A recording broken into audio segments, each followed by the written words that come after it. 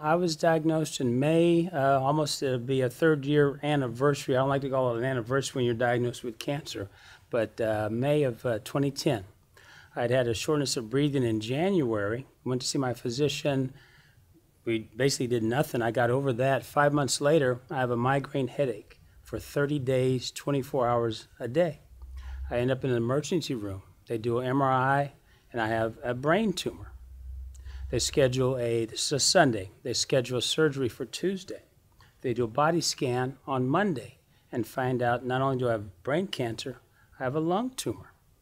Biopsy on Tuesday, I found out on Friday it's malignant, non-small cell cancer. So from having a migraine headache, I have 2 tumors now. And my treatment started with radiation on my brain tumors. I go to chemotherapy. We knock it out. I have a whole entire year of no chemo, no radiation. But then it comes back. And they warn you, they let you know it's going to come back. And you know, in life, it's not about getting knocked down. It's about what do you do after you get knocked down? Knocked down once, off chemo, knocked down again, off chemo, comes back. But I have no complaints. I do everything I did before chemo. That's my only goal in life, is do everything that my 13-year-old daughter, my 10-year-old son noticed nothing different about their father. My only goal, no bucket list, one thing on the list. Actually 2, Jasmine and Kobe. That's it. And, you know, I do a radio show, 200,000 listeners every weekend. And when I first announced it, I did it over on the air because I was really trying to protect myself from having to go to every person that I know and say, I have lung cancer, I have terminal lung cancer. I did it on one show. And I thought, you know, I had a year to live. I said, this may be one of my last shows. And then the outpouring back from that, I was almost embarrassed from the outpouring, the concern about me. And I was really just copping out, trying to do it once, so I don't have to do it 1,000 times. And so that strength, I'm on, you know, every prayer list. I get emails, Facebook, LinkedIn, Twitter. Every call that I get, it's a call-in talk show. The first question I get every call is, Doc, how you doing? Sincere, they mean it. It's not the normal walking by, hey, how you doing? It's, Doc, how you doing? I have a free basketball. I'm with different officials every night for 6 months.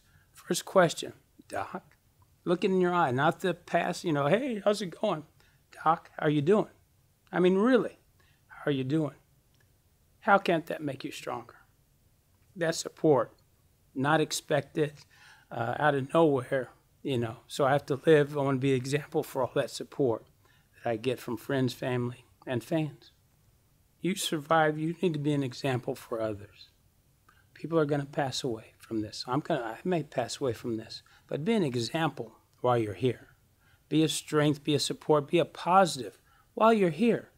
You know, you only have a limited time. All of us do. We're all going to die at some point.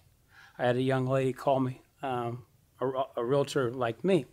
She has discovered she has breast cancer. I have lung cancer. I'm a male, but my role model on my radio show, in my business, real estate, refereeing among those friends, they come to me. I'm a resource now.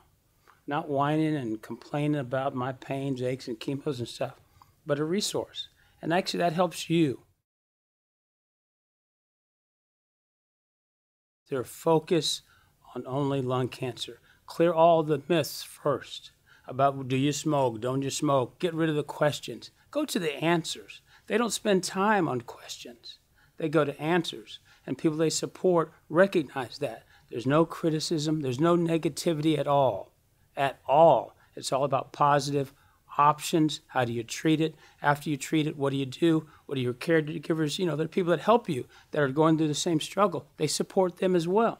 They support the support of you. That's incredible in life. I had no idea the span of their reach into the lung cancer community and all the things that they do. It's amazing. It's like an 8th wonder of the world in medicine, what they do with lung cancer survivors.